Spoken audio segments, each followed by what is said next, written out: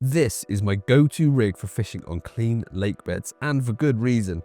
Whether I'm using bottom baits, wafters or pop-ups, it presents well, and since using it has given me an incredible hook to land ratio, along with some very big fish, no matter where I've used it.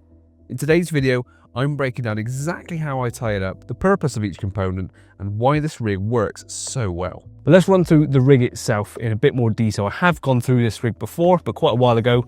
A lot of new viewers since then, so I thought it'd be good to run through exactly what I use here and why, which is completely different to the solid bags. And you may be thinking, first and foremost, why aren't you using the solid bags? It's clearly worked. I had one yesterday, I've had some earlier on Fat Boys.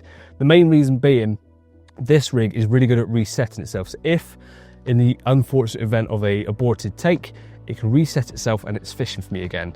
If with a solid bag you get an aborted take, it's ruined your solid bag. And with fishing the wash and line methods, I would have no idea if I'd been done with this setup unless it's pulled it out of the clip.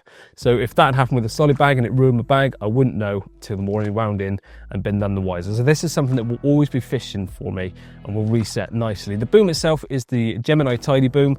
It's a 5.5-inch Ronnie boom with the spinner swivel, and that spinner swivel gives loads and loads of movement down to the hook end. One of the reasons I like using these booms is they're all regimented, they're the same size, they're strong. I think it's a 30-pound breaking strain, and it's 100% fluorocarbon, so the next invisible in water.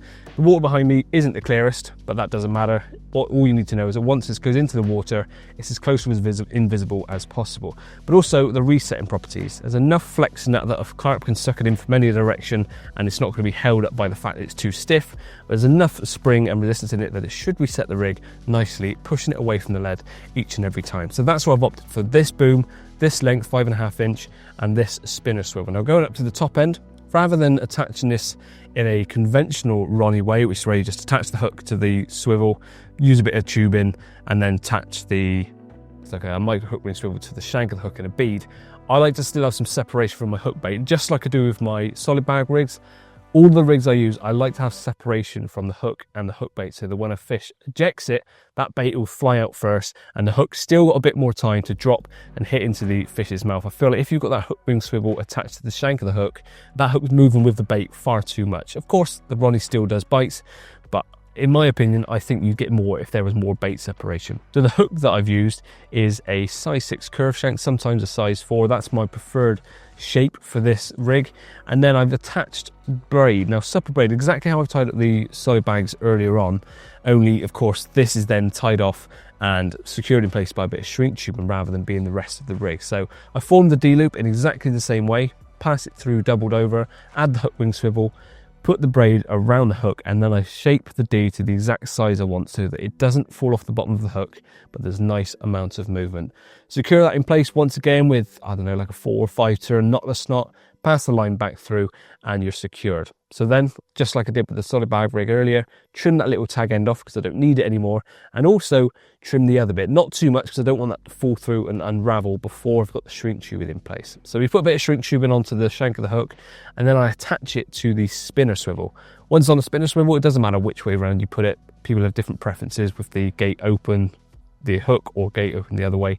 Doesn't really matter, because you then cover it with the shrink tubing and shrink that down. You can use steam if you want, but I find that with just using a lighter, getting the braid nice and wet with saliva, just doing the lighter on that shrinks it down nice and quick, and it never has any issues with the braid because there's no tension under this braid, unlike with other rigs.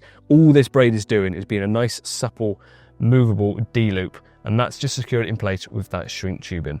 That's pretty much the rig done, other than adding your hook bait, which, as you now know, I'm using yellow dumbbell wafters, secured in place with floss, which you blob down with a lighter, and the trusty hook on the shot. Again, completely optional, but in my fishing since using those, my hook to land ratio has been much, much better than it used to be. And that is the rig pretty much complete. A little anti-tangle sleeve on the far end, so you can attach that to a quick change swivel on my running lead clip setup. And I am adding either a 3-bait stringer to cover over the hook bait, or a little mesh bag, which I've done on this one, just to make sure that when that lands, there's nothing masking the hook point. That will dissolve away, a little parcel of food around it. I know the hook bait is clear of any debris, and the hook, most importantly, is free from any debris, sitting there pretty to be sucked in. And if, like I said, I get an aborted take, it resets itself and it's ready to go again. So hopefully the next carp that picks it up does get hooked. I hope you've taken something from this video, whether it be small aspects of the rig that you want to implement into your own fishing, or whether you want to completely replicate the rig yourself and use it in your own fishing. And of course, if you want to see this rig in action, make sure you watch the full video that this extract was taken from Angler's Paradise Showdown and many other videos.